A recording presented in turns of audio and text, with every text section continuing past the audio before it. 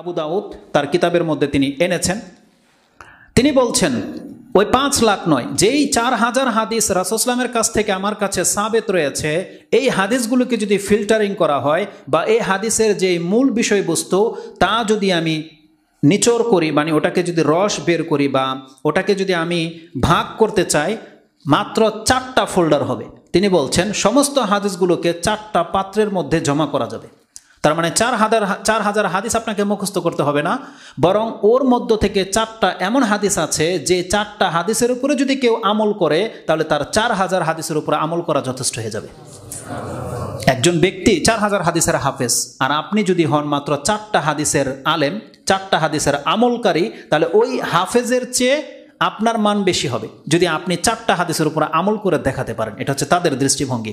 তিনি বলছেন ওয়াহিয়া তারজিউ ইলা আরবাআতা আহাদিসিন, মাত্র 4টা হাদিস এগুলোর মধ্যে প্রাধান্য পাবে। তার মানে উদ্দেশ্য হচ্ছে ওগুলো প্রাধান্য পাবে তা নয়, মানে এই সমস্ত হাদিসগুলোকে 4 ভাগে 4টা পাতিলার মধ্যে এসে জমা করা যাবে।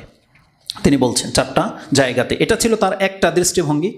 তার থেকে আরেকটা আসার পাওয়া যায়। তিনি বলছেন ওয়াহিয়া রিওয়ায়াতুন উখরা জামাআতু ফিহ, তিনি বলছেন আমি আমার কিতাবে জমা করেছি আরবাআতা আলাফি ওয়া সামানিমিয়াতি হাদিসিন, আমি আমার কিতাবে 4800 হাদিসকে জমা করেছি।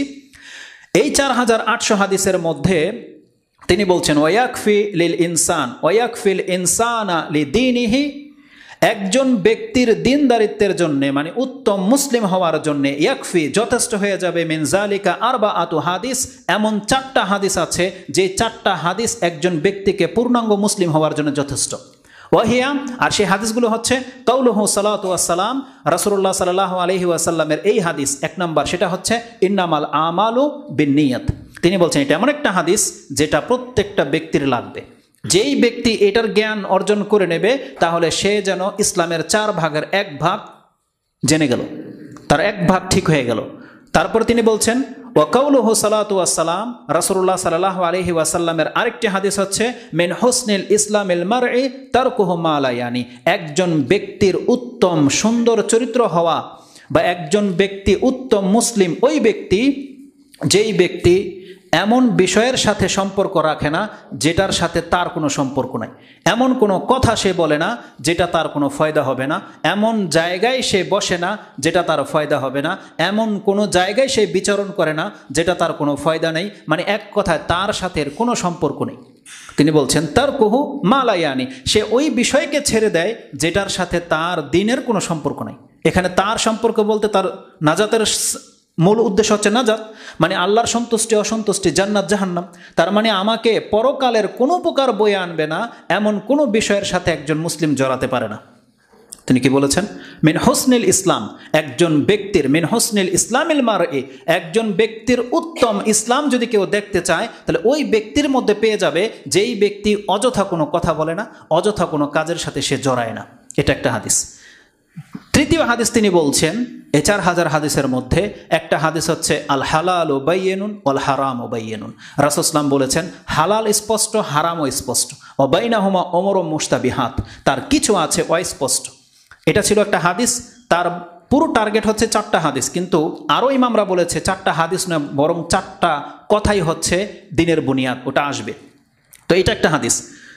চতুর্থ তিনি বলছেন রাসূলুল্লাহ সাল্লাল্লাহু আলাইহি ওয়াসাল্লামের এই হাদিস লা ইয়াকুনুল মুমিনু মুমিনান হাত্তা ইয়ারদা লি আখিহি মা ইয়ারদা লি নাফসি, একজন ব্যক্তি ততক্ষণ পর্যন্ত প্রকৃত মুমিন হতে পারবে না যতক্ষণ পর্যন্ত সে তার ভাইয়ের জন্য ওই বিষয়টা পছন্দ করবে যেটা সে নিজের জন্য পছন্দ করে। এটা যদি কোনো ব্যক্তি করে দেখাতে পারে তাহলে তার চেয়ে উত্তম মুসলিম আর কেউ হতে পারবে না। তার মানে এই 4টা হাদিস দিয়ে তিনি 4টা দিককে উল্লেখ করতে চেয়েছেন। একটা হাদিস যেটা আপনার নিয়তকে সোজা করে দেবে, তার মানে আপনি যা কিছু করবেন আপনি একমাত্র আল্লাহর জন্য করবেন, নিয়ত করে করবেন। নিয়তের 4টা দিক আছে, এটাও আমি বলে দিই আপনাকে। নিয়ত সংক্রান্ত যে আয়াত হাদিসগুলো আছে এর 4টা রাস্তা আছে। আমি 4 দিকে আপনাকে বক্তব্য করতে পারবো। আমরা শুধু একটা নিয়ে সবচেয়ে বেশি আলোচনা করি, সেটা হচ্ছে ইখলাস, মানে সমস্ত কাজ ইখলাসের ভিত্তিতে করতে হবে না, আল্লাহর জন্য খালেস করতে হবে। এটা হচ্ছে নিয়তের আলোচনার একটা রূপ। এরকম 3টা রূপ আরও আছে।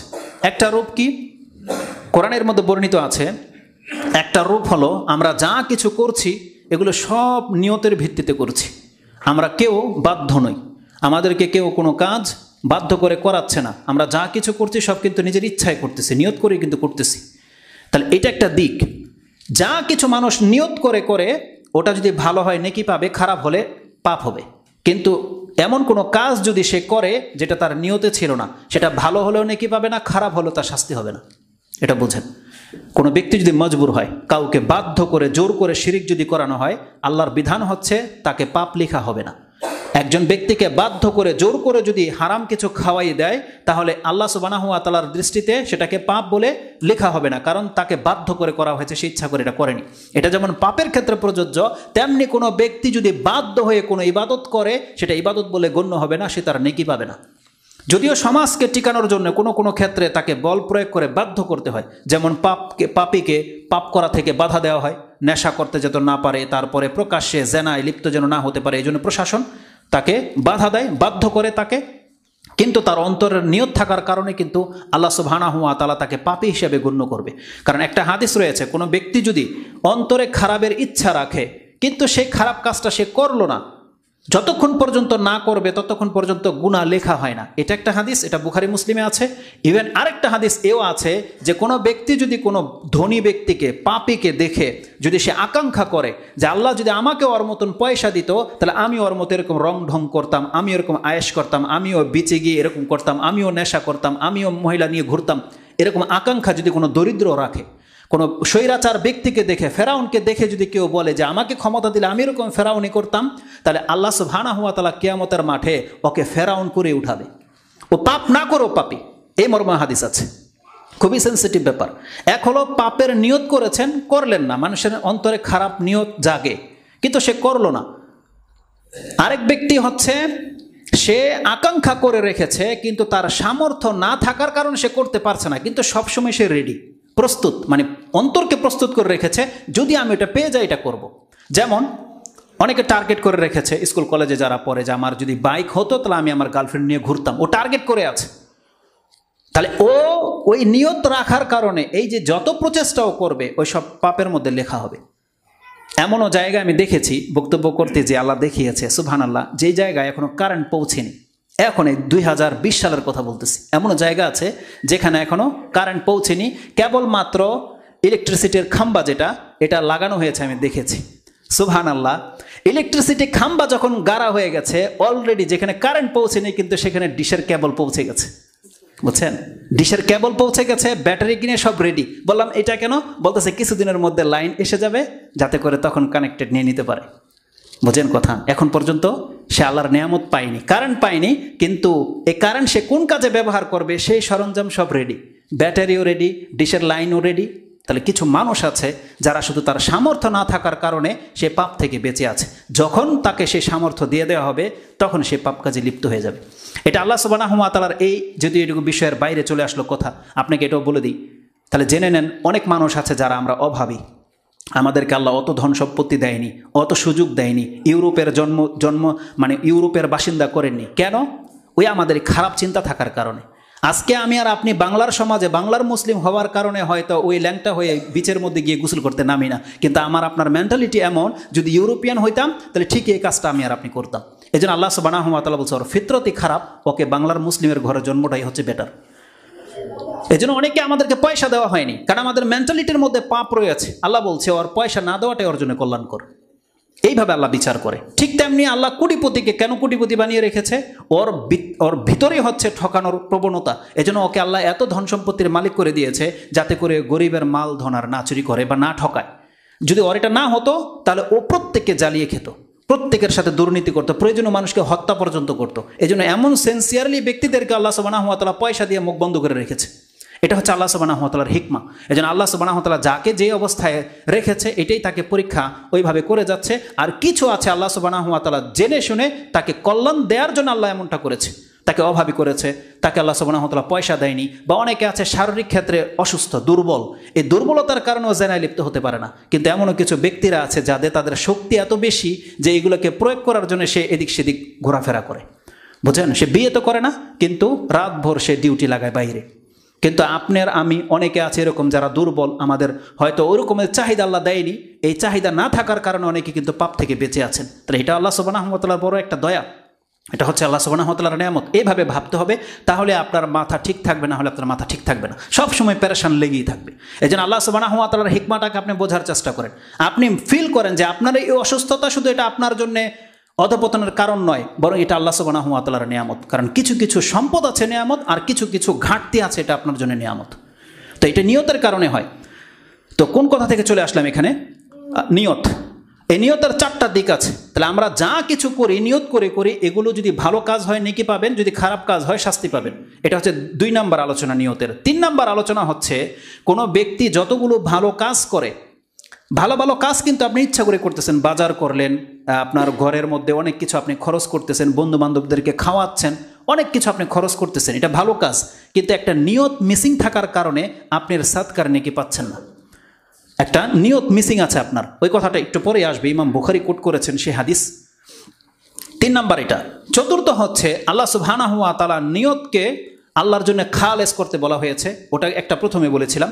আর নিয়তের আরেকটা রূপ হচ্ছে যে একটা মানুষের ভিতরে, মানুষের আমাদের 2টা রূপ, একটা হচ্ছে আমাদের অন্তর, আরেকটা হচ্ছে আমাদের বডি।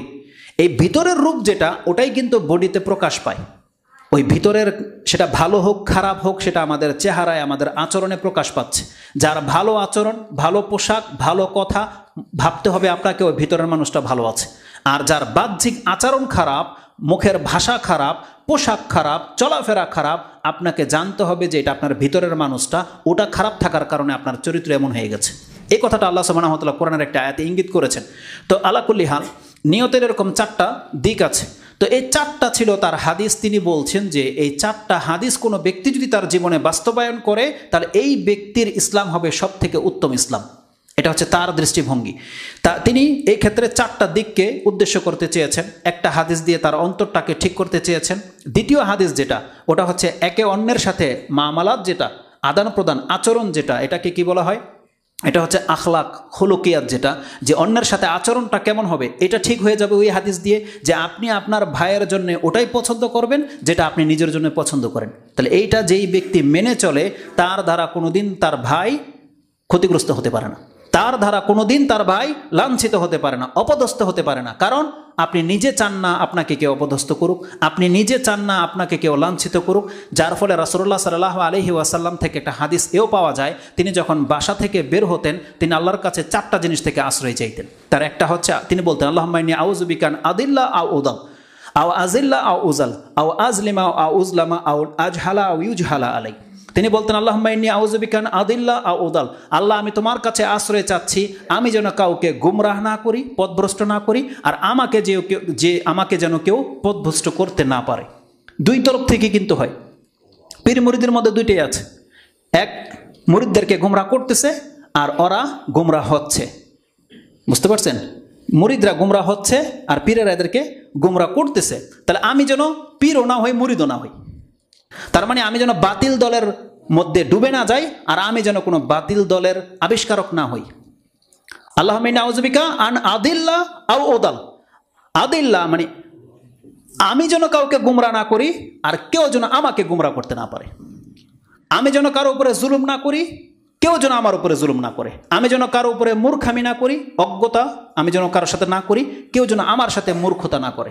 এবং আমি যেন কাউকে লাঞ্ছিত না করি, কেউ যেন আমাকে লাঞ্ছিত না করে। 4টা খুব চমৎকার দিক, যেটা রাসূলুল্লাহ সাল্লাল্লাহু আলাইহি ওয়াসাল্লাম, এটা সহিহ হাদিসে বর্ণিত হয়েছে যে তিনি যখন ঘর থেকে বেরোতেন, তিনি 4টা জিনিস থেকে আশ্রয় চাইতেন।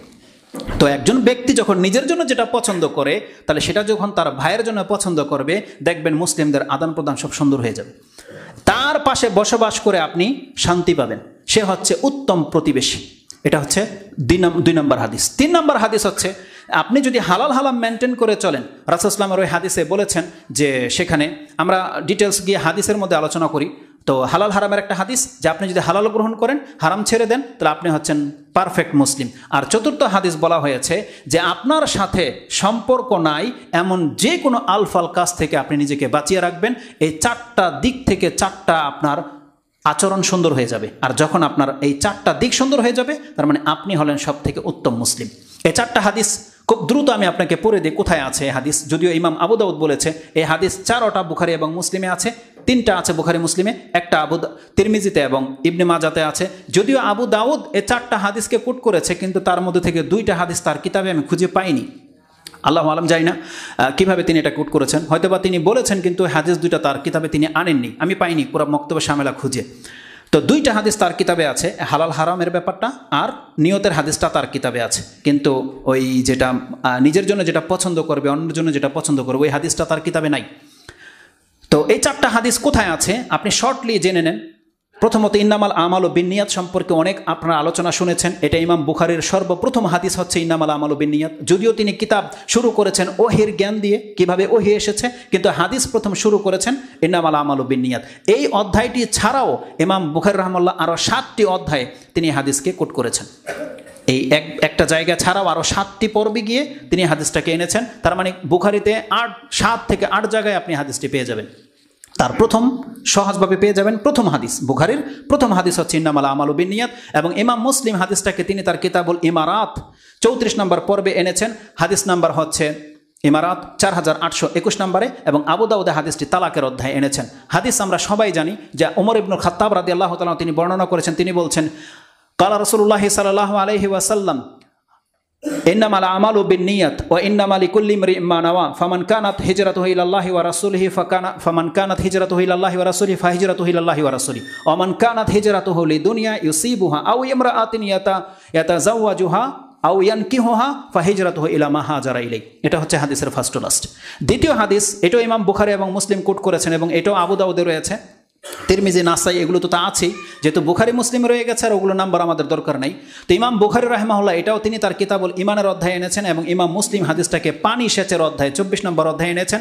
বুখারীতে হাদিসটি 52 নম্বরে আপনি পেয়ে যাবেন এবং ইমাম মুসলিম হাদিসটিকে কোট করেছেন 3986 নম্বরে, 3986, 87, 88, 89, এই 5টা হাদিস নাম্বার একটাই হাদিস, নোমান বিন বাশিরের প্রসিদ্ধ হাদিস।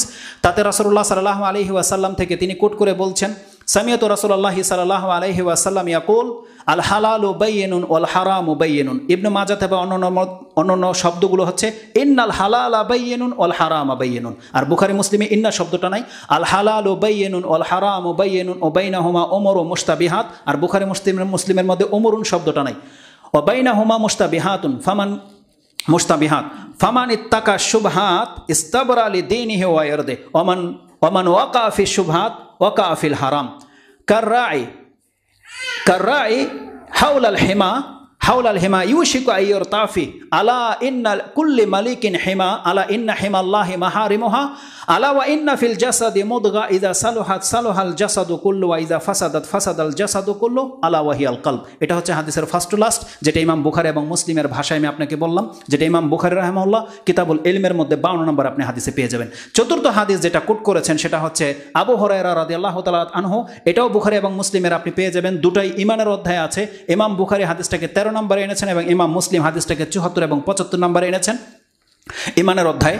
আবু হুরায়রা রাদিয়াল্লাহু তাআলা তিনি বলছেন কালা রাসূলুল্লাহ সাল্লাল্লাহু আলাইহি ওয়াসাল্লাম ওয়াল্লাযী নাফসি বিয়াদিহি লা ইউমিনু আহাদুকুম হাত্তা ইউহিব্বা লিআখিহি মা ইউহিব্বু লিনাফসিহি ওয়া ফি রিওয়ায়াতিন লা ইউমিনু আহাদুকুম হাত্তা ইউহিব্বা লিআখিহি ওয়া ফি জারিহি মা ইউহিব্বু লিনাফসি। কোনো ব্যক্তি ততক্ষণ পর্যন্ত মুমিন হতে পারবে না যতক্ষণ পর্যন্ত সে তার ভাইয়ের জন্য এবং তার প্রতিবেশীর জন্য ওই জিনিসটা পছন্দ না করবে যেটা সে নিজের জন্য পছন্দ করে। তার মানে আপনি নিজের জন্য যেটা পছন্দ করেন, যে কারো বাড়ির পানি আপনার বাড়িতে না পড়ুক, আপনি চান কারো বাড়ির শব্দ আপনার বাড়িতে ডিস্টার্ব না হোক, কারো বাড়ির ময়লা আপনার বাড়িতে না আসুক, এইভাবে যেভাবে চান, যেমন আপনি রাস্তা দিয়ে যেতে চান, আপনার রাস্তা ক্লিয়ার পেতে চান, আপনি চান কেউ যেন আপনার সীমানায় ঢুকে না যাক, আপনার বাড়িতে যেন অন্যের গাছ ছায়া না দিক, এগুলো যারা চায় রাসূল সাল্লাল্লাহু আলাইহি ওয়াসাল্লাম বলছেন তাহলে একজন প্রকৃত মুমিনের কাজ হচ্ছে সেও তার প্রতিবেশী পাশের বাড়ির সাথে একই আচরণ করবে, সেও লক্ষ্য রাখবে তার বাড়ি থেকে কোনো ময়লা যেন পাশের বাড়িতে না যায়, তার বাড়ির গাছের ছায়া যেন তার বাড়িতে গিয়ে ডিস্টার্ব না হয়, তার বাড়ির কোনো শব্দ যেন তাকে ডিস্টার্ব না করে, প্রত্যেকটা সেক্টর। কিন্তু গত রাত্রে যেটা হয়েছে, আমি এই জন্যে সবাই আজকে আলোচনা করবে 31st নাইট হালাল না হারাম এই বিষয় নিয়ে, কিন্তু আমি এটাকে চুজ করিনি, কারণ আমরা বলতে বলতে আপনাদের কান বন্ধ হয়ে গেছে। আপনাদের চরিত্র এমন হয়ে গেছে, আমরা যতই বলি হারাম আপনারা সেটাকে কোনো পাত্তাই দেন না। কোনো পরবাই করেন না। এই জন্য যেই জিনিসে আপনাদের জন্য কল্যাণকর আমরা শুধু সেটাই বলবো, যারা মানছে না তো মানছেন, ওগুলো আমাদেরকে নিষেধ করতে হবে, কিন্তু প্রতি বছর আসলেই ওই বিষয়টাকে আপনাকে নিষেধ করতে হয়। কিন্তু কালকে রাতের মতো এমনটা বিগত বছরগুলোতে ঘটেনি। বিগত বছরগুলোর মধ্যে আলহামদুলিল্লাহ কিছু কল্যাণ ছিল। রাসূল সাল্লাল্লাহু আলাইহি ওয়াসাল্লাম যে বলেছে যে এই বছরের পরে যে বছর আসবে সেটা আরও খারাপ হবে, আল্লাহ জানে আগামী 22-এ কী হবে। আপনারা এমন হয়ে গেছেন গোসা কা গোসা ইসেল। রাসূল বলছেন মুসলিমের সংখ্যা তো বেশি হবে, কিন্তু সমুদ্রের ফেনা ভেসে আসার মতো খড়কুটা সব খড়কুটা। আজকে মুসলিমদের সংখ্যা বেশি। আপনার ঘরের সন্তান কালকে মিউজিক বাজিয়েছে, পটকা ফুটিয়েছে রাত্রের 12টার পরে, এরকমের পটকা ফুটিয়েছে কালকে সারা। আজকে এগুলো হচ্ছে আপনাদের হাতের কামাই। কারণ আপনারা এমন ব্যক্তিদেরকে কিছুদিন আগে দেখেছি, যারা এমন নেতারা সরকারের কাছ থেকে কিনে সনদপত্র নেয় না, তাদেরকে শপথ করায়। এদের ফেসগুলো একটু দেখেন, তারা নেতাগুলা কি, সুবহানাল্লাহ। এমন নেতা আপনারা চুজ করেছেন, এমন নেতা আছে যে তার সনদপত্র পড়তেই পারে না, এমন নেতা আপনারা চুজ করেছেন। যাদেরকে নেতা বানিয়েছেন, যারা আপনাদেরকে লিড দেবে, অধিকাংশগুলো হচ্ছে নেশাখোর, অধিকাংশগুলো হচ্ছে চোর বাটপারি করে নেতা হয়ে গেছে টাকার জোরে। শুধু যেই আপনাকে নৈতিক শিক্ষাও দিতে পারবে না, আর আপনাকে একটা ভালো উপদেশও দিতে পারবে না। কোনো এক বক্তব্যের মধ্যে আমাদের কিছু ভাইয়েরা তো বক্তব্য করে কিচ্ছা কাহিনী দিয়ে। ওই যে বলেছিল যে এমন এক নেতা একটা ঢেকি ভেসে এসেছে নদীর পার থেকে, এখন এলাকাবাসী চিনেন এটা কি। ওই নেতার কাছে নিয়ে গেছে যে উনি হয়তো বলতে পারবে। এই ঢেকি দেখে নাকি নেতায় হাসে এবং কাঁদে। বলতেছে কি ব্যাপার, হ্যাঁ হাসে এবং কাঁদে। নেতা হাসে এই জন্যে যে এরা কিছু হলে আমার কাছে আসে, আর কাঁদে এই জন্যে যে আমি মরে গেলে এদের হইবটা কি। একটা ঢেকে ভেসে আসছে, এটাও নেতার কাছ থেকে নিতে আসছে। এখন নেতা নিজেও জানে না এটা কি, এখন বললে লজ্জার বিষয়, আর কাঁদছে দুঃখে যে আমি মরে গেলে এদের হইবটা কি। বুঝতে পারছেন, আমাদের অবস্থা হয়ে গেছে এরকম। আর নেতা নিজেই জানে না যে সঠিক কি আর ভুল কি, এমন নেতা বানিয়ে দিয়ে বসে আছেন। তাদের ছত্র ছায়া হয়নি কাজটা এটা, নাহলে এত টাকা পেল কোথায় তারা? তাদের ছত্র ছায়া হয়েছে, তারা এগুলোতে আপনার গাইড করেছে, পেছন দিক থেকে আপনাকে সাপোর্ট করেছে। কিন্তু একবার ভাবেননি সুবহানাল্লাহ, কিন্তু কোনো হুজুররা করেছে এটা, কোনো মাওলানারা যাদেরকে আপনি বেদাতে মুশরিক বলেন, তারাও তো অংশ নেয়নি। কারণ তারাও বোঝে এটা বিজাতির অনুষ্ঠান, তারাও বোঝে। আপনি জন্মদিন বার্থডে পালন করবেন, ক্রিসমাস ডে পালন করবেন, আপনাকে থিওরিটা কে শিখিয়েছে যে আপনার জন্মদিন একটা কেক আনতে হয়, মোমবাতি ফু দিয়ে নিয়ে বাইতে হয়, চাকু দিয়ে কাটতে হয়, হ্যাপি বার্থডে টু ইউ বলতে হয়? এটা কার শিক্ষা? কোন ধর্ম থেকে আপনি নিয়ে এলেন এটা? আপনি বলেন, একবার বিবেক খাটান। এই যে তরিকাটা আপনি অ্যাপ্লাই করলেন, ঘরের মধ্যে সবাই গোল হয়ে বসলো, কেক কাটলেন, ফু দিলেন, হ্যাপি বার্থডে টু ইউ বললেন, তালি মারলেন, চানাচুর খেলেন, এই পদ্ধতিটা আপনাকে কে দিল? কার কাছ থেকে নিয়েছেন এটা? আপনি চোখ বন্ধ করলে তো দেখতে পাবেন তারা কারা। তাহলে তাদের থেকে থিওরি নিয়ে আপনি ইসলাম বলছেন আপনি মুসলিম, এটা কি করে হতে পারে? আপনার কমন সেন্সকে কাজে লাগান। এটাকে হালাল হারাম হুজুরদেরকে মেম্বার থেকে ফতোয়া দিতে হবে? আর এই ফতোয়া তো আপনার কাছে জানা আছে। আল্লাহ হেদায়েত করে মুসলিমদেরকে, এবং মুসলিমদেরকে ওই সমস্ত এলাকাবাসীকে যারা এমন ব্যক্তিদেরকে নেতা বানায়, যেই নেতারাই তাদেরকে একদিন ডুবাবে। এই নেতারাই এখন আপনাদেরকে ডুবাবে, কারণ নেতা আপনারা বানিয়েছেন। এমন না যে সে নেতা বানিয়েছেন আপনার স্বার্থে, যে সে আপনার খেদমত করবে। আপনাদের টাকা দিয়ে সে কোটিপতি হচ্ছে, আবার ওটাই আপনাদের বিরুদ্ধে সে কাজে লাগাচ্ছে, রাত ভরে গান বাজনা। সুবহানাল্লাহ, আল্লাহ সুবহানাহু ওয়া তাআলা হেদায়েত করে। তাহলে এই হাদিসটা যদি অ্যাপ্লাই করেন, এই হাদিসটা যে একজন প্রকৃত মুসলিম সে হতেই পারে না যে সে তার ভাইকে কষ্ট দেয়, সে তার ভাইয়ের বিপক্ষে কাজ করে। বলেন, একটা ঘুম ভেঙে যাওয়া একটা ব্যক্তি হঠাৎ করে রাতের 12টা বাজে এরকম জোরে বিকট শব্দ হয়ে যায়, কত মানুষের সে ক্ষতি করেছে। এটা ইসলাম ধর্ম হতে পারে না, কোনোদিনই না। তো এই 4টা হাদিস তারা বলছে যে এটা হচ্ছে ইসলামের বুনিয়াদ। কেউ যদি তার জীবনে এটাকে বাস্তবায়ন করে দেখাতে পারে, তার মানে সেই ব্যক্তি হতে পারবে উত্তম মুসলিম। এই 4টা হাদিস 4টা দিক থেকে তাকে সোজা করে দেবে। প্রথম হাদিস যেটা ইন্নামাল আমালু বিন্নিয়াত, এই সম্পর্কে তো আমাদের প্রায় বক্তব্য হতেই থাকে। আমি শুধু 2-1টা গুরুত্বপূর্ণ এখানে আপনাকে শিক্ষণীয় বিষয় বলে দিই। সেটা হচ্ছে ইমাম বুখারী রাহিমাহুল্লাহ এই হাদিসটাকে প্রথমে এনে প্রমাণ করেছেন, যখনই কোনো ব্যক্তি কোনো কিতাব লিখবে তাহলে তাকে সর্বপ্রথম তার নিয়তের হাদিস দিয়ে শুরু করতে হবে। তার মানে তার প্রমাণ করতে হবে তার নিয়ত খালেস। যে কোনো ব্যক্তি বক্তব্য করবে, ইমামতি করবে, মাদ্রাসায় পড়বে, মাদ্রাসা বানাবে, মসজিদ বানাবে, যা কিছু সে করবে, ধর্মের যত কিছু আছে সবগুলো আগে তাকে নিয়ত ঠিক করতে হবে। এটা তিনি প্রমাণ করে গেছে। আগে প্রত্যেকটা ব্যক্তিকে তার নিয়ত ঠিক করতে হবে। ইমাম বুখারী রাহিমাহুল্লাহর আরেকজন উস্তাদ তার কিতাবের মধ্যে, তারা হচ্ছে হাদিসের রাবি, তিনি বলেছেন, যদি আমি কিতাব লিখতাম তাহলে আমি সর্বপ্রথম এই নিয়তের হাদিস দিয়ে কিতাব লিখতাম, এবং আমি ওই ব্যক্তিদেরকে নসিহত করি, প্রত্যেক মুসান্নিফকে যারা কিতাব লিখে তারা যেন নিয়তের হাদিসটাকে প্রত্যেকটা অধ্যায়ে যেন এই হাদিসটাকে সামনে রাখে। আপনি সালাত সম্পর্কে আলোচনা করবেন, নিয়তের হাদিস লাগবে। আপনি হজ, জাকাত, উমরা যে কোনো বিষয় নিয়ে কথা বলেন, বিয়ে, শাদী, তালাক, সব ক্ষেত্রে নিয়তের গুরুত্ব অপরিসীম। এই নিয়তের হাদিস লাগবে। এই জন্য নিয়তকে সোজা করে নেন, তাহলে আপনার বাকি সব কিছু ঠিক হয়ে যাবে। গত 2 দিন আগে একটা প্রোগ্রামে ছিল, এই কথাটা হঠাৎ করে বেরিয়ে গিয়েছিল, এটা আমি আপনাকে বলি। নাওয়া হলো বিচি। নাওয়া মানে হচ্ছে বিচি, সিড ইংলিশে বলে SEED, সিড সম্ভবত। কোরআনের ভাষায় নাওয়া বলা হয় ওই সিডকে, বিচিকে। সরিষার দানা বা পালন শাকের দানা কত ছোট হয় না, একটা, এটা কিন্তু ভাঙা টাঙ্গা নাই, একটা শুধুমাত্র ছোট্ট একটা বল, এটাকে আরবি ভাষায় নাওয়া বলে। হাব্বি ওয়ান নাওয়া, আর হাব হচ্ছে, বরং এটাকে হাব বলে, আর এটাই নাওয়া। আর বিচিটা হচ্ছে যেটা আমের আটি, যেটা মাঝখান দিয়ে একটু ফাটা থাকে, কাঁঠালের বিচি একটু বড় হয়, এগুলো হচ্ছে হাব, মানে এক পিস।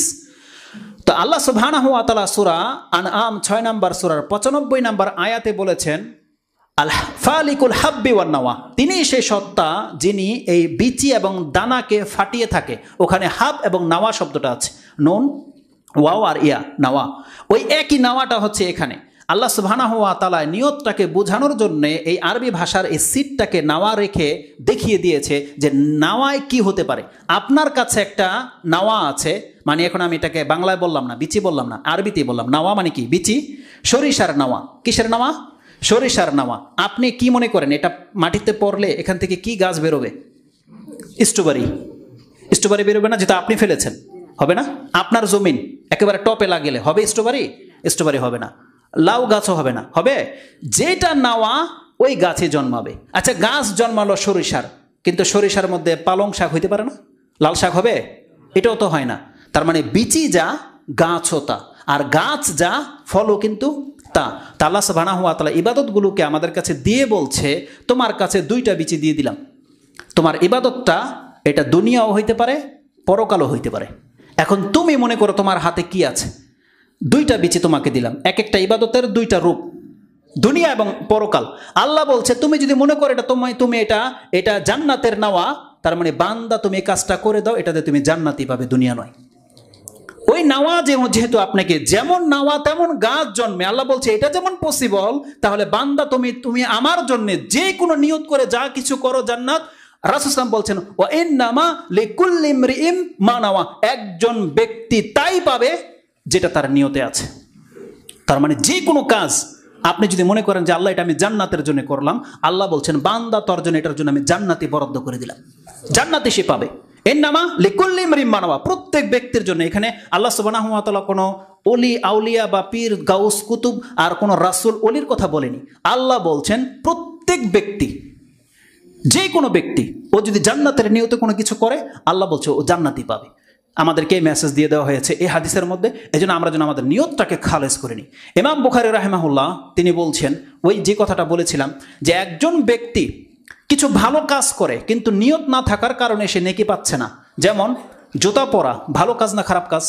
ভালো কাজ।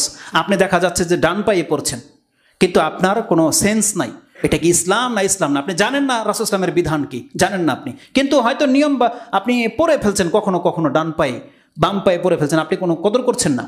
আপনি হয়তো খাবার সময় ভাত আমরা সবাই ডান হাতেই খাই, কিছু কিছু ক্ষেত্রে বাম হাতে অনেকে কাঁচামরিচ লবণ বাম হাতে তুলে নেয়, জায়েজ নেই। আপনাকে সব খাবার ডান হাতেই খেতে হবে। অভ্যাসগতভাবে অনেকে ডান হাতেই খাচ্ছেন, অভ্যাসগতভাবে, কিন্তু আপনি জেনে নেন আপনার নিয়ত না থাকার কারণে আপনি নেকি পাচ্ছেন না। অভ্যাসগতভাবে আপনি সংসারের খরচ চালিয়ে যাচ্ছেন, কিন্তু নিয়ত না থাকার কারণে আপনি নেকি পাচ্ছেন না। ইমাম বুখারী রাহিমাহুল্লাহ তিনি ওই কথাটাকে উল্লেখ করে বলছেন, নাফাকাতুর রাজুলি আলা আহলিহি ইয়াহতাসিবুহা সাদাকাতুন, প্রত্যেকটা ব্যক্তি তার পরিবারের জন্য যা সে খরচ করে, সে যদি এটাকে আল্লাহর কাছে সাদাকার নেকি রাখে, আল্লাহ তাকে ওই খরচ করলে তার সাদাকার নেকি লিখে দেবে। মানে যা কিছু আপনি খরচ করেন না কেন, ইয়াহতাসিবুহা, আপনি যদি আল্লাহর কাছ থেকে আশা রাখেন, তাহলে রাসূলুল্লাহ সাল্লাল্লাহু আলাইহি সাল্লামের মাধ্যমে আমাদেরকে মেসেজ দেওয়া হচ্ছে আপনার পকেটের যত টাকা খরচ হবে সবই হচ্ছে সাদাকা। এমনকি হাদিস আছে, আপনি তো আপনার পরিবারের জন্য খরচ কি করবেন, আপনি নিজের টাকা দিয়ে যদি নিজে 1 বোতল পানি কিনে খান, আপনার টাকায় আপনি খেলেন, আপনি যদি নিয়ত করেন সেটাও সাদাকার নেকিতে এন্ট্রি হয়ে যাবে। এতটা হচ্ছে চমৎকার এই বিধান। এবং সেই হাদিসগুলো আমরা নিয়তের পর্বে ইনশাল্লাহ আলোচনা করব, যেহেতু আরও 4টা হাদিস বাকি থেকে গেছে। নিয়ত সম্পর্কে অত্যন্ত চমৎকার একটা উক্তি, তিনি হচ্ছেন মুতাররিফ বিন আবদুল্লাহ। এগুলো প্রত্যেকে হচ্ছে কিন্তু হাদিসের রাবি, বড় বড় প্রখ্যাত আলেম, যদিও তাদের নাম সম্পর্কে আমরা অতটা পরিচিত নাই বিধায় আমাদের অন্তরে লাগে না, কিন্তু জেনে নেন এদের মাধ্যমে কিন্তু হাদিসগুলো লিপিবদ্ধ হয়েছে। তারা প্রত্যেকে বিজ্ঞ আলেম। তাদের মধ্যে একজন হচ্ছেন মুতাররিফ বিন আব্দুল্লাহ। তিনি বলছেন সালাহুল কলবি বি সালাহিল আমাল। একজন ব্যক্তি যদি তার অন্তরটাকে সুস্থ করতে চায় তাহলে সে জেনে নেক তার অন্তর সুস্থ হয়ে যাবে, সঠিক হয়ে যাবে তার সৎকর্মের দ্বারা। সালাহুল কলবু বি সালাহিন নিয়া। তিনি বলছেন একটা সুস্থ অন্তরের জন্য সুস্থ আমল লাগবে, আর সুস্থ আমল তখনই সঠিক হবে। তিনি বলছেন ও সালাহুল আমালি বি সালাহিন নিয়া। কত চমৎকার কথা! সালাহুল কলব বি সালাহিল আমাল ও সালাহিল আমাল বি সালাহিন নিয়া। একটা সুস্থ অন্তর হবে ভালো কর্মের দ্বারা, আর ভালো কর্ম তখনই ভালো হবে যখন সেটা ভালো নিয়ত করে করা হবে। তার মানে সালেহ আমল দিয়ে আপনার অন্তর সৎ হবে, সুস্থ হবে, আর সালেহ আমল তখনই গণ্য হবে যখন আপনার নিয়তটাও সালেহ হবে, সঠিক হবে। তার মানে যে কোনো কাজ যদি আপনি আল্লাহর জন্য করেন, পরকালের জন্য করেন, এটা হচ্ছে খালেস নিয়ত হওয়া, আর এই নিয়ত আপনার আমলকে শুধরে দেবে, আর আপনার আমল যখন সুন্দর হবে আপনার অন্তর সুন্দর হয়ে যাবে। খুব চমৎকার একটা কথা তিনি বলেছেন। তো নিয়ত সম্পর্কে দুই একটা কথাই আমি আপনাকে বললাম। তৃতীয় হাদিসের মধ্যে যে কথাটা আসছে আল হালাল ও বাইয়িনুন ওয়াল হারাম ও বাইয়িনুন, এই হাদিসটার জন্য একটা খুতবা লেগে যাবে। এখানে শুধু যেই লাইনটার প্রতি তিনি গুরুত্ব আরোপ করেছেন সেই লাইনটা হচ্ছে ও বাইনাহুমা ওমরুম মুস্তাবিহাত, হালাল এবং হারামের মাঝে কিছু সন্দিহান বিষয় রয়েছে। ফামানিত্তাকা শুবহাত, ওই সন্দিহান বিষয় থেকে যেই ব্যক্তি বেঁচে যেতে পারবে, ইস্তাবরা আলি দীনিহি ওয়া ইরদিহি, সে তার দিন, তার ধর্ম এবং তার ইজ্জতকে সে হেফাজত করে নিল।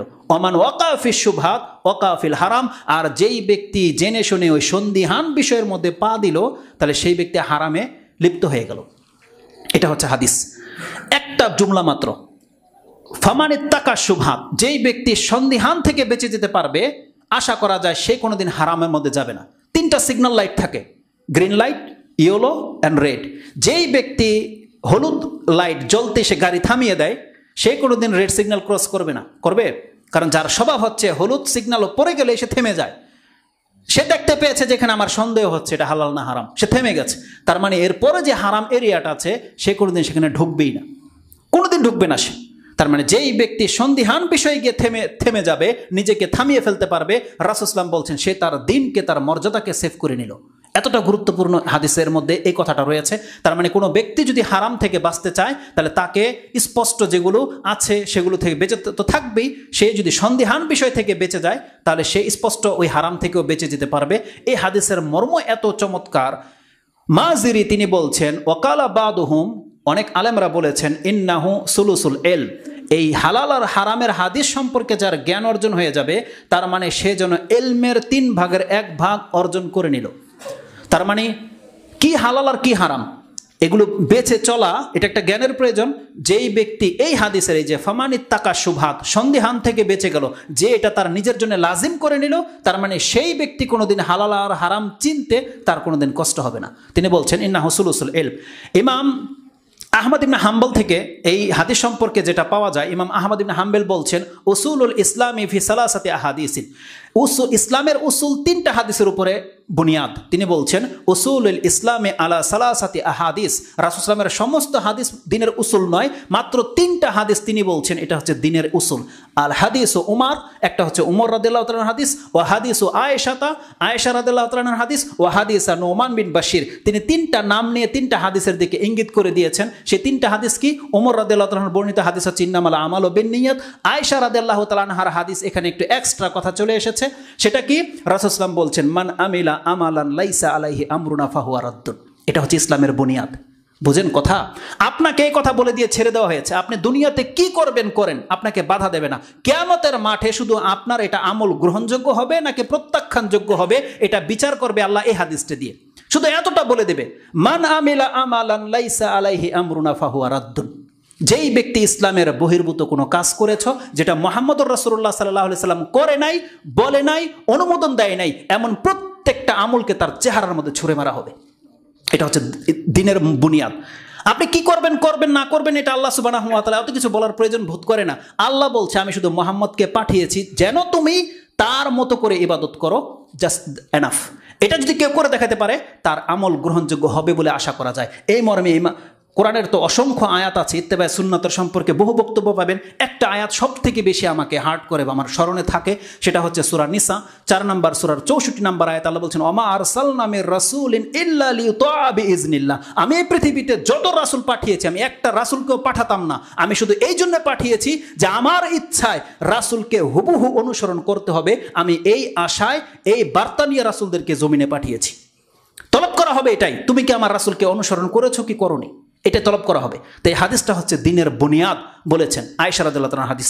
তৃতীয় বুনিয়াদ তিনি বলেছেন নোমান বিন বাশিরের হাদিস, আল হালালু বাইয়িনুন ওয়াল হারামু বাইয়িনুন। ইসলাম আমাদেরকে জানিয়ে দিয়েছে হালাল স্পষ্ট, হারাম স্পষ্ট। বান্দা এখন কিছু আছে অস্পষ্ট, তুমি ওখান থেকে মুখ ফিরিয়ে নাও, তুমি বেঁচে গেলে। এটা হচ্ছে ইসলামের বুনিয়াদ। 3টা হাদিস তিনি বলছেন ইসলামের মূল। আরেকজন ব্যক্তি আবুল হাসান আত-তাহের বিল মুফাউইজ, তিনি বলছেন ইমাম আবু দাউদ তো বলেছিল 4টা হাদিস ইসলামের মূল, আর আবুল হাসান তাহের আল মুফাউইজ বলছেন 4টা হাদিস লাগবে না, এই 4টা হাদিসের 4টা জুমলা একজন ব্যক্তিকে দিনদার করে দেবে। 4টা হাদিসের 4টা জুমলা কি? রাসূল সাল্লাল্লাহু আলাইহি ওয়াসাল্লাম বলছেন ইত্তাকি শুবহাত, তুমি সন্দেহান থেকে বেঁচে যাও। ওয়া আমালনা বিন্নিয়া, যা কিছু করো নিয়ত করে করো। 2টা কথা। তারপরে বলছেন ওয়াজহাদ, তুমি পরহেজ করো। কত সূক্ষ্ম যে কথা তিনি বলেছেন। ওয়াজহাদ একটা হাদিস, তার দৃষ্টিভঙ্গি থেকে রাসূল সাল্লাল্লাহু আলাইহি ওয়াসাল্লাম বলেছেন ওয়াজহাদ, তুমি দূরে থাকো। আরেকটা হচ্ছে ওয়াদা মালাইসা ইয়ানিক। এগুলো এমন জুমলা রাসূলুল্লাহ সাল্লাল্লাহু আলাইহি ওয়াসাল্লামের, যেই ব্যক্তি তার অন্তরে জায়গা করে দিতে পারবে, তার আর অত শত শত হাদিসের প্রয়োজন হবে না, তার চরিত্র এই 4টা বাক্যের মধ্যেই আটকে যাবে। তিনি কি বলেছেন? রাসূল সাল্লাল্লাহু আলাইহি ওয়াসাল্লাম বলছেন ইত্তাকি শুবহাত, তুমি দেখো সন্দেহান থেকে বেঁচে যাও। কথা ক্লিয়ার? আপনি মেনে নেন, হয়ে গেল। আপনি কোনোদিন হারাম কাজে লিপ্ত হতে পারেন না। রাসূল সাল্লাল্লাহু আলাইহি ওয়াসাল্লাম বলছেন ওয়াজহাদ, তুমি পরহেজ করো। কি থেকে পরহেজ করো? ওই হাদিসটা আমি অবশ্যই বলবো, ছোট্ট একটা হাদিস। এবং রাসূল সাল্লাল্লাহু আলাইহি ওয়াসাল্লাম বলছেন ওয়াদা মালাইসা ইয়ানিক, যেই কাজে তোমার জান্নাত তুমি পাবে না, নেকি নাই পরকালে, একটা নেকি নাই, এমন কোনো কাজে তুমি লিপ্ত হয়েও না। ওয়াদা, ছেড়ে দাও সেই কাজকে সেই কথাকে ছেড়ে দাও। এতটা শুধু বলেছে রাসূল সাল্লাল্লাহু আলাইহি ওয়াসাল্লাম। আপনার জীবনের কত অ্যাঙ্গেলে গিয়ে হাদিসটা ফিট হবে। আপনার 24 ঘন্টা সময়ের মধ্যে আপনি যে 8 ঘন্টা নষ্ট করতেন, এই একটা হাদিসের উপর আমল করলে আপনার 8 ঘন্টা বেঁচে যাবে। আপনি দেখেন আপনি কত ঘন্টা নষ্ট করেন, কোথায় বসে আপনি কত ঘন্টা নষ্ট করেন। আরে আমাদের সালাফরা খাদ্যের ক্ষেত্রে, আমরা ঘন্টার পর ঘন্টা লোকে বসে বসে খাই, তারা এত সময় খাদ্যের মধ্যে ব্যবহার করতো না। আর আজকে আমরা চায়ের হোটেলে বসে, আপনাদের নাকি সময় পাস হয় না। সুবহানাল্লাহ, সময় নাকি পাস হয় না। আমাদের একজন শিক্ষক জালালউদ্দিন কাসেমি, সম্ভবত ওনার বক্তব্যে শুনেছিলাম, কোনো এক ফিল্ড মাঠের মধ্যে তিনি দেখছেন পোলাপান ক্রিকেট খেলছে। তিনি সকালে যাচ্ছেন, বিকালবেলা কোনো একটা সেমিনার শেষ করে এসে দেখে ওই লোকগুলো তখনও ওই মাঠেই খেলাধুলা করতেছে। তিনি গাড়িটা থামিয়ে দিয়ে বলতেছে যে ওরা কি করে? বলতেছে ওরা টাইম পাস করে। তো তিনি বলতেছেন সুবহানাল্লাহ, ওদের কাছে এত টাইম যে ওরা টাইম খরচ করবে কোথায়, জায়গা পায় না। আল্লাহ যদি আমাদের টাইমটাকে একটু বাড়িয়ে দিত। আমাদের টাইম হয় না, আর আপনাদের টাইম শেষ হয় না। এই জন্য আপনারা গেমস খেলেন, এই জন্য আপনারা টিভি দেখেন, চায়ের হোটেলে বসে থাকেন। আমাদের অনেক ভাইয়ারা আছে পদ্মা সেতু দেখতে যায়। আপনার দ্বারা দিন সেফ নয়। পদ্মা সেতু আপনার যদি কোনোদিন প্রয়োজন হয় আপনি যায়েন, কিন্তু আপনি ফ্যামিলিকে গাড়ি ভাড়া করে পদ্মা সেতু দেখতে যাইবেন, আর আপনি বলতেছেন যে একটু মনোরঞ্জনেরও প্রয়োজন। আপনি ধর্মই বোঝেননি। বিনা প্রয়োজনে ঘর থেকে বের হওয়াটা এটা রাসূল সাল্লাল্লাহু আলাইহি ওয়াসাল্লাম পছন্দ করেনি কখনো। যারা এই যে ভ্রমণের নামে একটু আমোদ প্রমোদের জন্য আপনারা যারা ভিজিট করতে যান বিভিন্ন সৈকতে আর বন জঙ্গলে গিয়ে সেলফি উঠান, আপনার মধ্যে দিনদারিত্বের ত্রুটি আছে। এটা আমি মাহমুদ বলে দিলাম আপনাকে। বড় আলেমদের ফতোয়া লাগবে না এই ক্ষেত্রে। আপনি যত বড় ইমামদেরকে জিজ্ঞেস করেন, ইনশাল্লাহ তার কথার বিপরীত আমার কথা হবে না। নিঃসন্দেহে এটা কোনোদিন ইসলামিক থিওরি হতে পারে না। আপনি আপনার ঘরে থাকেন, আপনি সেফ থাকবেন। রাসূল সাল্লাল্লাহু আলাইহি ওয়াসাল্লাম বলছেন ফিতনার সময় যেই ব্যক্তি বসে থাকবে সে দাঁড়িয়ে যাওয়া ব্যক্তি থেকে সেফ, যেই ব্যক্তি শুয়ে আছে সে সেফ। কালকে রাতের ঘটনাই আপনি স্মরণ করেন না কেন, যেই ব্যক্তি ঘরে শুয়েছিলেন সে পাপ থেকে বেঁচে গেছেন, যেই ব্যক্তি জেগেছিলেন তার দ্বারা পাপ হয়েছে। যে কোনো ক্ষেত্রে আপনি এটা ফিট করতে পারবেন। সুবহানাল্লাহ। তো দামালাইসা ইয়ানিক, আপনি ছেড়ে দেন যেটা আপনার সাথে সম্পর্ক নাই। আরে বাচ্চারা কি গেমস খেলে? আমরা শুনেছি বড়রা গেমস খেলে। আর সবচেয়ে বড় দুঃখজনক ব্যাপার হচ্ছে, যেই রাষ্ট্রের নায়ক স্টেডিয়ামে বসে খেলা দেখে, সেই জাতি কোনোদিন কল্যাণ পেতে পারে না। একটা রাষ্ট্রের নায়ক বোঝে না তার দায়িত্ব কি। এমন একটা নেতা বানিয়ে ফেলেছেন যে স্টেডিয়ামে বসে খেলা দেখবে, তার মানে এই জাতি অধপতনে যাবে, এতে কোনো সন্দেহ নেই। দামালাইসা ইয়ানিক, আপনাকে ছাড়তে হবে যেটার সাথে আপনার কোনো সম্পর্ক নাই। আর ওমর রাদিয়াল্লাহু তাআলা নেতৃত্ব পেয়ে তার অবস্থা খারাপ হয়ে গেছিল, বৃদ্ধ হয়ে গেছিল, তিনি টেনশনে। আর সেই নেতৃত্ব পেয়ে আপনি বসে খেলা দেখবেন। সুবহানাল্লাহ। জিনিস তো একটাই, দায়িত্ব তো ওটাই, ওই একই দায়িত্ব। তার মানে যে রক্ষা করলো সে বেঁচে গেল, সে রক্ষা না করলো সে ডুবে গেল। তাকে ছুরি ছাড়া জবাই করে দেওয়া হয়েছে। এই মর্মেও উক্তি রয়েছে ওমর রাদিয়াল্লাহু তাআলা আনহু, যাকে নেতৃত্ব দেওয়া হলো তাকে চাক্কু ছাড়াই জবাই করে দেওয়া হয়েছে। সে তার পরকাল ধ্বংস করেছে। আর যদি সে পরকালকে ঠিক রেখে চলতে চায়, তাহলে সেই ব্যক্তি কোনোদিন স্টেডিয়ামে বসে খেলা দেখার মতন ক্ষমতা তার নাই, পারে না। এটা একমাত্র নির্বোধই পারে। তা রাসূলুল্লাহ সাল্লাল্লাহু আলাইহি সাল্লাম বলেছেন, দা মালাইসা ইয়ানিক, তুমি সেটা ছাড়ো যেটা তোমার সাথে কোনো সম্পর্ক নাই। তোমার দিনের কোনো উন্নতি হবে না, চরিত্র কোনো উন্নত হবে না, এমন কোনো কাজে যদি তুমি বান্দা লিপ্ত হও, তুমি প্রকৃত অর্থে মুসলিম হইতে পারো নাই। এই কথাগুলো ছিল তাদের কাছে দিনের বুনিয়াদ, মূল। এখন শর্টলি শুধু ওই কথাটা আপনাকে ছেড়ে দেই যে একটা হাদিসে রয়েছে ওয়াজহাদ, তুমি ছাড়ো। কি ছাড়ো? একটা সাহাবী মাত্র পেয়েছে এমন প্রশ্ন করতে পেরেছে। সুবহানাল্লাহ। আমাদের মাথার মধ্যে এরকম প্রশ্ন কোনোদিন আসবেই না। কোনো ব্যক্তি কি কোনোদিন এটা ফিল করেছে যে আপনি চাচ্ছেন যে আল্লাহ আপনার উপরে সন্তুষ্ট হয়ে যাক আর পৃথিবীবাসী আপনার উপরে সন্তুষ্ট হয়ে যাক? সুবহানাল্লাহ। দুল্লানি আলা আমালিন ইজা আনা আমিলতুহু আহাব্বানি আল্লাহু ওয়া আহাব্বানি আন-নাস। সুবহানাল্লাহ। ইয়া রাসূলুল্লাহ, আপনি আমাকে এমন কিছু আমলের কথা বলেন যেই আমল করতে পারলে আল্লাহ আমাকে পছন্দ করবে আর পৃথিবীবাসী আমাকে পছন্দ করবে, মানে আমাকে আমার সমাজের মানুষও পছন্দ করবে এবং আল্লাহ আমাকে পছন্দ করবে। এমন একটা ইশারা করার দরকার নেই, খুতবা চলছে তো আপনারা গ্যাপ দেখে দেখে সামনে চলে আসেন, কথা বলার দরকার নেই, খুতবা এখন শেষ হয়ে যাবে।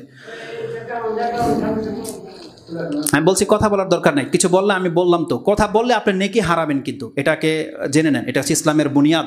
এটা সম্পর্কে বহুবার বলা হয়েছে যে দেখেন আপনারা জুমার খুতবাতে এসে কথা বলবেন না, অন্তত ইশারায় যদি কোনো বলতে হয় ইশারায়, তাও না পারলে বেটার। নাহলে আপনার আজকে অনেক বড় একটা নেকি ছিল, যারা গোসল করে এসেছেন, অজু করে এসেছেন, পায়ে হেঁটে এসেছেন, খুতবা শুনতেছেন, নামাজটা পড়ে নেওয়া মাত্রই আপনার জন্য 10 দিনের গুনাহ মাফ হয়ে যেত। 10 দিন, 3 সপ্তাহ হচ্ছে আমলের কারণে, আর 3 দিন আল্লাহর পক্ষ থেকে এক্সট্রা রহমত, কারণ আল্লাহ যে কোনো ভালো কাজের নেকি 10 গুণ দেয়, এজন্য আল্লাহ 10 দিনের গুনাহকে মাফ করে দেয়। কিন্তু যদি আপনি কথা বলেন সেই নেকিটা আপনি হারাবেন। এই যা লাগাওতা, যদি আপনি লাগাও করেন তাহলে আপনি নেকি হারাবেন। আল্লাহ সুবহানাহু ওয়া তাআলা আমাদের রহম করুক। তো বলেছে একটা হাদিস, ছোট্ট একটা হাদিস বলে দিয়ে খুতবা শেষ করে দেবো। সেটা হচ্ছে এই সাহাবী আন সাহল ইবনে সাদ আস-সাঈদি, তিনি বলছেন আন্না রাজুলান আতা নবী সাল্লাল্লাহু আলাইহি ওয়াসাল্লাম রাজুলান, একজন ব্যক্তি রাসূলুল্লাহর কাছে এসে বলছে, ইয়া রাসূলুল্লাহ দুল্লানি আলা আমালিন ইজা আনা আমিলতুহু আহাব্বানি আল্লাহু ওয়া আহাব্বানি আন-নাস, এমন একটা কর্মের কথা বলে দেন যদি আমি সেটা করতে পারি আল্লাহ আমাকে ভালোবাসবে, মানুষও আমাকে ভালোবাসবে। সুবহানাল্লাহ, কত চমৎকার তার চিন্তা ভাবনা। তিনি বলেছেন, রাসূল সাল্লাল্লাহু বলেছেন তাকে, ইজহাদ ফিদ দুনিয়া ইউহিব্বুকাল্লাহ, তুমি দুনিয়া থেকে পরহেজ করো, মুখ ফিরিয়ে নাও, আল্লাহ তোমাকে ভালোবাসবে। তার মানে তুমি দুনিয়ার বান্দা হয়েও না, তুমি পরকালের বান্দা হও। আলী রাদিয়াল্লাহু তাআলা আনহু এইরকমই উক্তি আছে বুখারীতে, ইমাম বুখারী রাহিমাহুল্লাহ কোট করেছে কিতাবুর রিকাকের মধ্যে, যে বলছে ইরতাহালাতিদ দুনিয়া মুদবিরান ওয়ারতাহালাতিল আখিরা মুকবিলান, দুনিয়া তোমার পেছন দিকে সরে যাচ্ছে আর কবর তোমার সামনের দিকে আসতেছে। ওয়ালিকুল্লি ওয়াহিদিম মিনহুমা বানুন, আর কবরেরও সন্তান আছে, এই দুনিয়ারও সন্তান আছে। ফাকুনু আবনাইল আখিরা ওয়ালা তাকুনু আবনাইদ দুনিয়া, পরকালের সন্তান আছে, দুনিয়ারও সন্তান আছে, তুমি পরকালের সন্তান হয়ে যাও, তুমি দুনিয়ার সন্তান হয়েও না। কেন? কারণ পরকালের যারা সন্তান, পরকাল কিন্তু স্থায়ী, আর দুনিয়ার যারা সন্তান হয়ে থাকতে চায়, দুনিয়া কিন্তু ক্ষণস্থায়ী, দুনিয়া আপনার হাতছাড়া হবেই। কত চমৎকার কথা। তো এই হাদিসের মধ্যে রাসূল সাল্লাল্লাহু আলাইহি ওয়াসাল্লাম বলছেন, ইজহাদ ফিদ দুনিয়া, তুমি এই দুনিয়ার রং ঢং থেকে তুমি পরহেজ করো, আল্লাহমুখী হয়ে যাও, ইউহিব্বুকাল্লাহ, আল্লাহ তোমাকে ভালোবাসবে। ওয়াজহাদ ফি মা ফি আইদিন নাস ইউহিব্বুকান নাস, মানুষ কত কিছুর মালিক হয়ে গেছে, মানুষ কত কিছু পেয়ে গেছে, তুমি ওদিকে ভ্রুক্ষেপ করো না, তুমি তাদের দিকে তাকায়ও না। ফি মা ফি আইদিন নাস, মানুষ কত কিছুর মালিক হয়ে গেছে, তুমি বান্দা ওগুলো তাকায়ও না, তুমি ওগুলো থেকে পরহেজ করো, মুখ ফিরিয়ে নাও, মানুষ তোমাকে ভালোবাসবে। তার মানে আমাদের সম্পর্ক কাদের সাথে বেশি? যারা আমাদের উপরে খরচ করতে পারে, যাদের সাথে সম্পর্ক হলে আমি কিছু পাবো। দেখবেন আমাদের চরিত্রের মধ্যে ওই ধরনের লোকদের সাথে আমরা কেবল সম্পর্কটাকে বজায় রাখি। এতে হিতে বিপরীত হয়। দেখা যাবে একজন বড় ব্যক্তির সাথে আপনার সম্পর্ক, কিন্তু এমনও চরিত্র আপনার হয়ে গেছে যে তাকে দেখলেই আপনার মনে হচ্ছে কিছু পাবেন বা কিছু দিবেন, সেও আপনাকে চিনে যাবে যে দেখলে এখন কিছু একটা চাইবে বা ও এই আশায় এসেছে, সে কোনোদিন আপনাকে ভালোবাসতে পারে না, কোনোদিন ভালোবাসবে না। আপনার বন্ধু, যার সাথে আপনি সব সময় থাকেন চলেন, কিন্তু একটা উদ্দেশ্যতা আপনার থাকে, একটা সময় আসবে এই বন্ধু আপনাকে ভালোবাসবে না। তো রাসূল সাল্লাল্লাহু বলেছেন, তোমার ভাই 5 তলার মালিক হয়ে গেছে, তুমি তার কাছ থেকে কোনোদিন আশাই করো না যে আপনার ভাই আপনাকে কিছু দেখ, সে কোটিপতি, আপনি কোনোদিন আশা করেন না আপনার ভাইয়ের কাছে আপনি ভালোবাসা পেয়ে যাবেন। রাসূল সাল্লাল্লাহু বলেছেন, ইজহাদ ফিমা ফি আইদিন নাস, মানুষ যা কিছুর মালিক হয়ে গেছে তুমি তা থেকে মুখ ফিরিয়ে নাও, মানুষ তোমাকে ভালোবাসবে। এইটা সব থেকে বেশি অ্যাপ্লাই করবেন যাদের পরিবারের কোনো ব্যক্তি বিদেশে থাকে তাদের সাথে। দেখেন যারা বিদেশে থাকে তাদের কাছ থেকে দেশের মানুষ এত কিছু পাওয়ার আশা করে, ওই ব্যক্তি অসন্তুষ্ট হয়ে যাবে আপনাদের প্রতি। ভাইকে দামি সেট দিতে হয়, বোনকে এটা দিতে হয়, একে এটা দিতে হয়, আবদার করে বসে থাকেন, এটা চলবে না। আপনার ভাই মালিক হয়ে গেছে, যা আপনি তার কাছ থেকে মুখ ফিরিয়ে নেন, যে ভাই তুই যেটা মালিক হয়েছে আল্লাহ তোকে দিয়েছে, তোর এই সম্পত্তির আমার কোনো প্রয়োজন নেই, আমার কোনো লোভ নাই। আপনার ভাই আপনাকে ভালোবাসবে। এটা অনেক চমৎকার একটা হাদিস। এই হাদিসটাকে ইমাম ইবনু মাজা 31 নম্বর অধ্যায়ে কোট করেছেন। হাদিস হচ্ছে 4102 নম্বর হাদিস। আল্লাহ সুবহানাহু ওয়া তাআলা এই কথাগুলোকে বুঝে এই কথাগুলোর উপরে আমল করার আমাদেরকে তৌফিক দান করুন। আমাদের জীবনে যেন আমরা আল্লাহ সুবহানাহু ওয়া তাআলার এই নিয়তটাকে খালেস করতে পারি, আল্লাহর জন্য যদি আমরা কাজ করতে পারি, আল্লাহ যেন আমাদের অন্তরটাকে এমন করে দেন এবং আল্লাহ সুবহানাহু ওয়া তাআলা আমাদেরকে হালাল হারাম বেঁচে চলার তৌফিক দান করেন। আল্লাহ সুবহানাহু ওয়া তাআলা তুমি আমাদের অন্তরটাকে এতটা নরম করে দাও যেন আমরা মুসলিম ভাইদের সাথে অন্তত নরম ভাষায় নরম ব্যবহার আমরা করতে পারি। তাদের কারো সাথে যেন আমরা কোনো রকমের উদ্যুত্ততা, নোংরামি, জিহালত, মূর্খামি না করি। আমাদের দ্বারা যেন আমাদের কোনো ভাই ক্ষতিগ্রস্ত না হয়। আল্লাহ তুমি আমাদের জবান এবং হাতকে আমাদের এই ভাইদের প্রতি জুলুম করা থেকে বাঁচিয়ে রাখো। এবং আল্লাহ সুবহানাহু ওয়া তাআলা তুমি আমাদের প্রতিবেশীর হককে আদায় করার তৌফিক তুমি আমাদেরকে দান করো। এবং অন্যকে যাকে আল্লাহ তুমি যা দিয়ে দিয়েছো, আল্লাহ তোমার পক্ষ থেকে দিয়েছো, আল্লাহ আমরা তোমার কাছে চাচ্ছি, আল্লাহ তুমি তোমার পক্ষ থেকে আমাদেরকে দান করো। আল্লাহুম্মা কফিনা বিহালালিকা আন হারামিক ওয়াগনিনা বিফাদলিকা আম্মান সিওয়া ইয়া রাব্বাল আলামিন। আকুলু কাউলি হাযা আস্তাগফিরুল্লাহ লি ওয়া লাকুম ওয়া লিসাইরিল মুসলিমিন ফাস্তাগফিরু ইন্নাহু হুয়াল গফুরুর রহিম।